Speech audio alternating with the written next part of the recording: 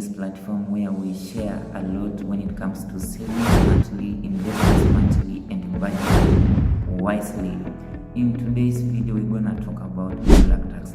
It has come to my attention, or it is a fact that many younger professionals find it so hard to communicate to their family members or close relatives the exact amount of money that they are earning, just because we have a case of black tax that is haunting us. It has become the topic of the day, and it is affecting us. And I have a story to tell. In most cases, I have a lot of stories to tell because I interact with many people. I have a friend of mine mwenye aliniambia like the first time alipatanga job, babake akamwambia amsaidie na namba ya boss. So the lady was like, mbona unataka namba ya boss wangu?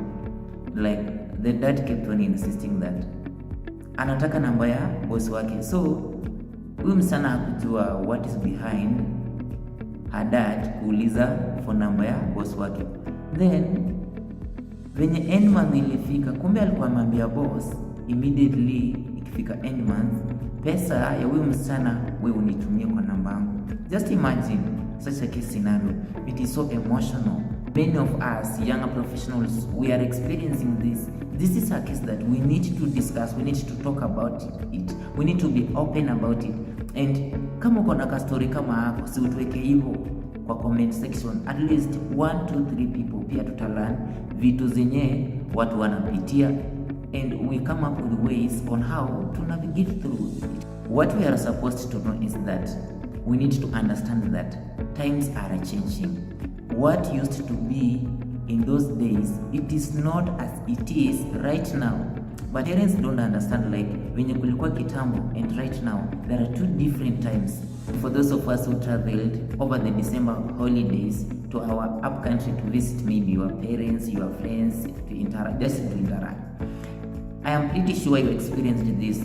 Kuna zile expectation watu walikuwa nazo juu yako just because you came from maybe Nairobi ama ulitoka town, and they know that just because umetoka Nairobi, they are pretty sure that you are earning something, so they are expecting you to give them some money. So most of us, especially kama unatokanga home, so it is almost planting time, so you need to know that they are expecting for you to send maybe pesa ya mbolea, pesa ya mbegu, because saizi ni Januari, wana prepare mashamba. Madame kupigia simu anakuuliza, sitaweza kulima, najua umri pia inazidi kuenda, so sitaweza kulima, si unitumie ka kitu at least niweke mtu animapo nyuma ya nyumba. So you are supposed to send money, and this is a fact. Haizi kulima. So what are you going to do? What am I? So I'm going to share with you on how I navigate black tax in my own perspective. Na pia ningependa si pia wewe utuambie like kwa comment section unatumia njia gani ku handle black tax, because this is a realistic fact. This is a really matter that is affecting many of us. So stay around and watch this video till the end. Utasoma kakitu. So I'm going to share with you 4 simple ways on how I navigate black tax in my own perspective. The first thing is set boundaries and communicate. What am I trying to imply?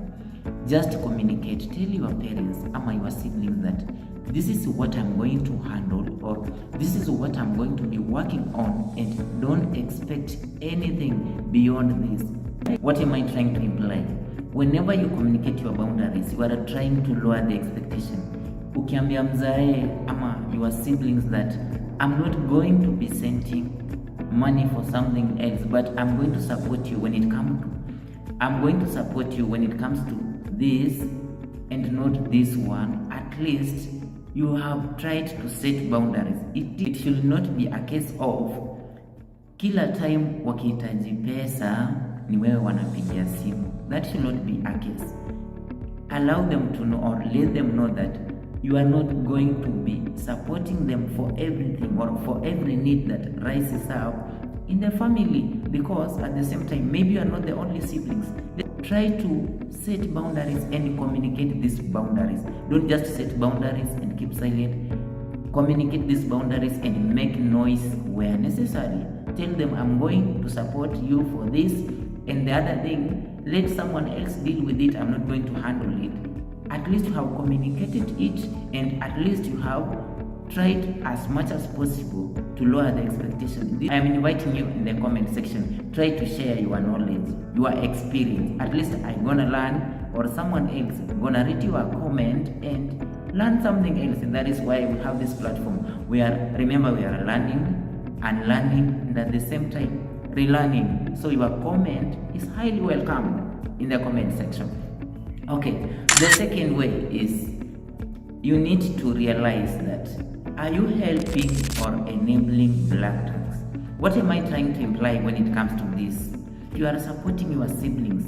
You know that I am the only person who is going to bail this sibling out of this crisis of school fees. Maybe you are paying school fees for your younger siblings, and you are pretty sure that you are the only person who is expected to pay school fees. At this point, it makes a lot of sense, because you know that I am helping, and at the end of the day, I know that after a period of time, immediately he or she is done away with the school, you will have the luxury to enjoy your money.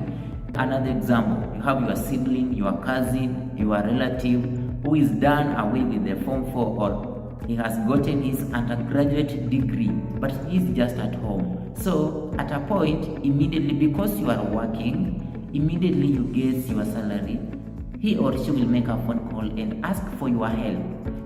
So what you are supposed to do is that look into this matter very carefully, because this person, in the first place, he has done away with his Form 4 for a case of a Form 4 student leaver, or he has done away with his undergraduate degree. So what he or she is expected to do is go outside there and hustle or look for a job. But if this person is just seated at home, he or she is just waiting on you, so that immediately it is end month, he or she makes a phone call.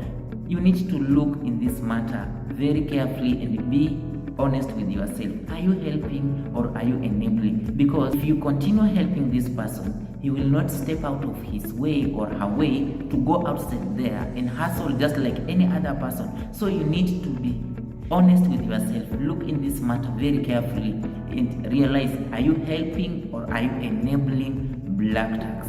That is the second way. Then the third way is set a budget prior to black tax. You must have a budget. You must have expectation that at the end of the month, I will expect to send some money back home. You must have a budget for some uncertainties that may try to come up. Some cases like tuseme matanga imekuja, you can't avoid to pay. Like, you are supposed to contribute because you are a part of this society. Si ati uanze kulaani watu vile useme, hey, monitoring spirits, you are monitoring my finances. Why is it that immediately I get paid, someone must die in my village? Lazima tu nikipata pesa yangu, lazima kuku ikue mgonjwa, nikipata tu pesa yangu lazima mama kue mgonjwa.